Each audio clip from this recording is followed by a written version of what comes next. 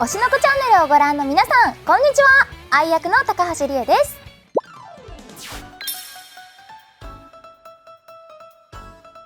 うわー、もう忘れられない。自分がどんな格好をして何をしていた後だったかめちゃくちゃ覚えてるんですけど、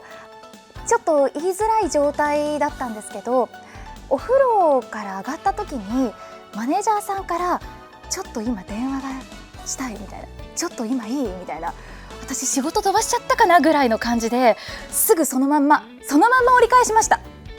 具体的には言いません。そのまんま折り返したら合格のお話を聞きまして、そのまんま泣きました。すっごい嬉しかったですね。そんな感じです。具体的なことは言えないんですけど、お風呂から出てそのまま電話を取ったら合格の知らせをいただき、本当に生まれたままの姿で涙を流しました。これ言っていいのかな。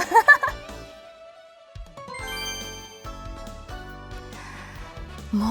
う大好きでございまして、毎週更新されるその木曜日をすごく楽しみに、もう0時になったみたいな感じの時に本当に見に行って、うわ今こんな感じなんだとか、それこそいろんなキャラクターたちが登場していく中で、うわ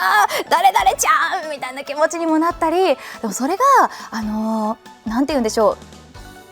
自分のお仕事の糧になっていたというか、あの子たちが頑張っている芸能界で、私は声優界というところですけど、自分もお仕事頑張ろうとか、自分ももっと表現のお仕事頑張りたいなんて思うような、そんなもうエネルギーを本当に推しの子からはいただいていたので、本当に日常のエネルギーだったんですよね。なのでもう大好きでした。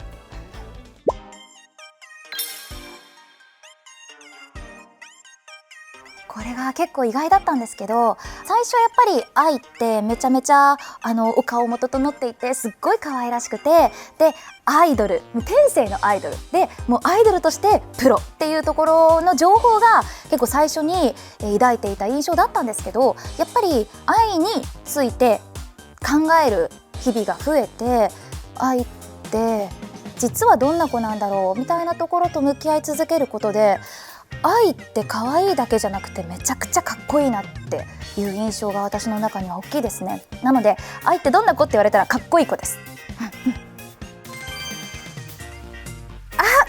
でも似てきたところで言ったら、愛がなんかこうやるんですよ。これ私もやっちゃうようになってきちゃって、ちょっと恥ずかしい。でもやるんです。でもこうやって考えるときにこれやるのめちゃくちゃちょっと今思うと本当にもうどうしたお前みたいな感じしちゃうんですけど、もう愛がやってるこれが可愛すぎて、考えてるときにこれやっちゃうなーって、ちょっと最近ちょっと愛に影響されてます。恥ずかしい。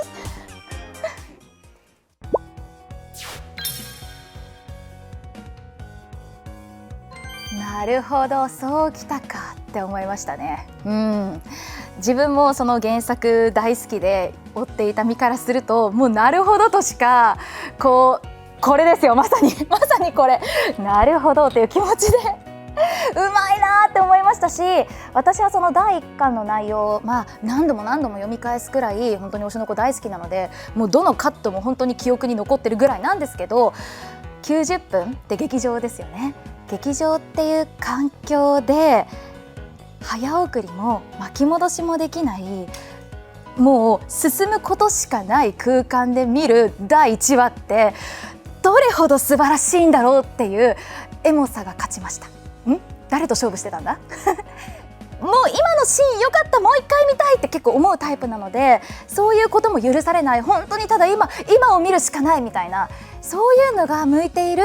話数だとも思うので、本当に第1話と劇場っていうところの親和性、あと90分っていうところは本当にぴったりだと思うので、見に来てほしいなって思っちゃいます。アフレコはそうですね、もうめちゃくちゃ楽しかったんですけれども、なぜ楽しかったかっていうと、今分散収録っていう形になってるので、結構その出番がある人がこう入って出たりみたいな、そういう収録の仕方にはなっているんですが、ルビーとアクアのキャストさんがずっと見守ってくれてて、でちょっと出番がないところもお疲れ様でしたみたいな風に見守ってくれてたのがすっごい嬉しくて、もちろんね掛け合いがあるところは一緒に撮れたんですけど、なんかそういう風にみんなでこれから推しの子頑張っていこうみたいな第1話の収録だったので、めっちゃくちゃいいチームに参加できて幸せだって思ってます。インタビュー続きも見てね。